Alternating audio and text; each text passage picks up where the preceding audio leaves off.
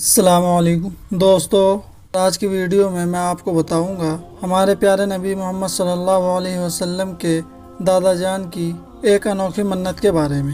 دوستو، اگر آپ ہسٹری اور تاریخ کے متعلق دلچسپی اور شوق رکھتے ہیں تو آپ میرے اس چینل کو ضرور سبسکرائب کریں۔ میں اس چینل پر ہسٹری اور تاریخ کے متعلق ویڈیو اپلوڈ کرتا ہوں۔ ویڈیو کو شروع کرتے ہیں۔ عبد المطلب کے زمانے میں یمن کا علاقہ حبش کے بادشاہ کے قبضے میں تھا۔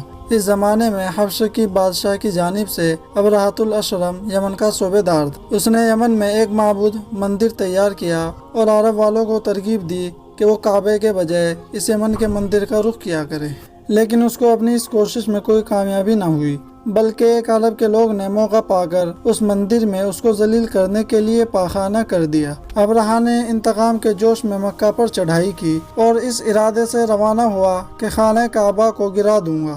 اس کی فوج میں ہاتھی بھی تھے، اسی لیے مکہ والوں نے اس فوج کا نام اصحاب الفیل اور اس سال کا نام عام الفیل رکھا۔ مکہ کے قریب پہنچ کر ابرہہ نے جب ایک مقام پر پڑاؤ ڈالا تو قریش مکہ اس کے فوج کے آنے کی خبر سن کر خوف زدہ ہو گئے، کیونکہ ان میں اس فوج کی مقابلے کی طاقت نہ تھی۔ سب نے مل کر قریش کے سردار یعنی عبد المطلب سے بات کی کہ آپ ابرہہ کے پاس جائیں اور کوئی بہتری صورت نکالے۔ چنانچہ عبد المطلب ابرہہ کے پاس پہنچے۔ اس نے عبد المطلب کو عزت کے ساتھ اپنے ساتھ بٹھایا اور آنے کا مقصد دریافت کیا۔ عبد المطلب نے کہا، آپ کے لشکر نے میرے کچھ اونٹ پکڑ لیے ہیں، وہ مجھے دلوائے جائیں۔ ابرہہ نے کہا کہ میں تم کو بہت عقل مند سمجھتا تھا، لیکن میرا خیال غلط نکلا۔ تم کو معلوم ہے کہ میں خانہ کعبہ کو گرانے آیا ہوں۔ تم اپنے اونٹ لینے کی کوشش کر رہے ہو، لیکن خانہ کعبہ کی بچانے کی کوئی کوشش نہیں کر رہے ہو۔ عبد المطلب نے فوراً جواب دیا، میں صرف اونٹوں کا مالک ہوں، مگر اس گھر کا بھی ایک مالک ہے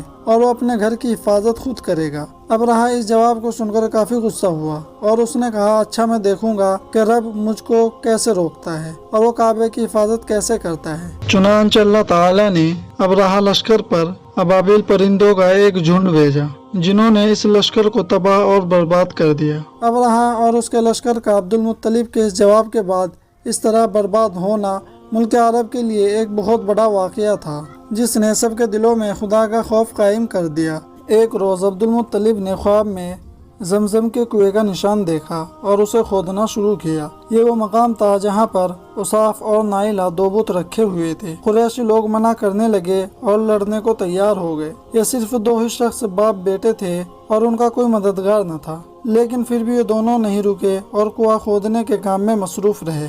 اس وقت عبد المطلب نے اپنی تنہائی کو محسوس کیا اور منت مانگی، اگر اللہ تعالیٰ مجھ کو 10 بیٹے عطا کرے گا اور پانی کا چشمہ بھی نکل آئے تو میں اپنے بیٹوں میں سے ایک کو اللہ کے نام پر قربان کروں گا۔ چند روز کی محنت کے بعد چشمہ بھی نکل آیا اور اللہ تعالیٰ نے عبد المطلب کو 10 بیٹے عطا کیے۔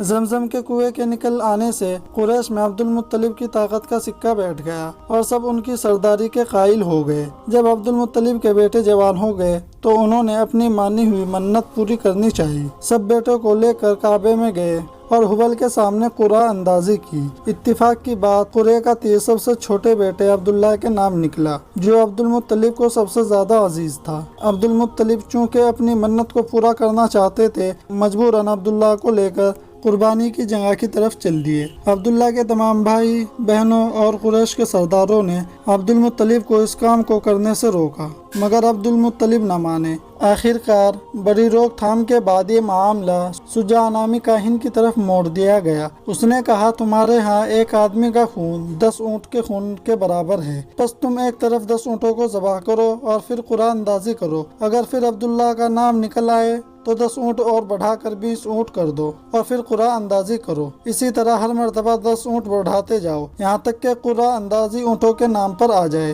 چنانچہ ایسا ہی کیا گیا اور قرعہ اندازی میں عبداللہ ہی کا نام نکلتا رہا، یہاں تک کہ جب اونٹوں کی تعداد 100 ہو گئی تب اونٹوں کا نام آیا۔ عبد المطلب نے اپنے دل کے سکون کے لیے 2 مرتبہ پھر قرعہ اندازی کی اور اب ہر مرتبہ اونٹوں کے نام پر ہی قرعہ نکلا۔ وہ 100 اونٹ ذبح کیے گئے اور عبداللہ کی جان بچی۔ اس وقت سے ایک آدمی کا خون قریش میں 100 اونٹ کے برابر مقرر ہوا۔ عبد المطلب کے کل 13 بیٹے اور 6 بیٹیاں پیدا ہوئی۔ اصحاب الفیل کے چند روز بعد عبد المطلب نے اپنے بیٹے عبداللہ کی شادی قریش کے معزز گھرانے میں آمنہ بنت وہب سے کر دی تھی۔ اس وقت عبداللہ کی عمر 24 سال کی تھی۔